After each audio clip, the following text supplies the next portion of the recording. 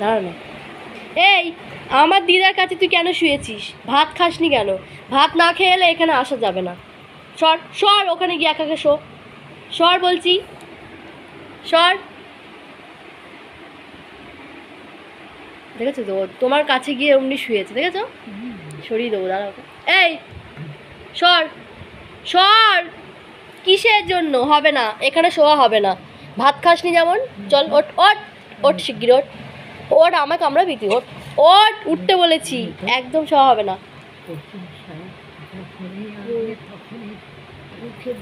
দাঁড়া। এই শিগগির ওঠ, শিগগির উঠতে বলেছি আমি, উঠতে বলেছি তোকে আমি। ভাত খাসনি কেন?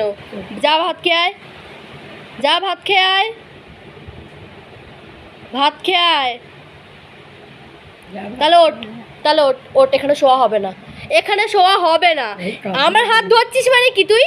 ওঠ ওঠ বলছি, এখানে শোয়া হবে না, আমি উঠিয়ে দেবো, আমি উঠিয়ে দেবো, আমি আমি উঠিয়ে দেবো। ওঠ ওঠ ওঠ বলছি, আবার আমার কামড়ানো।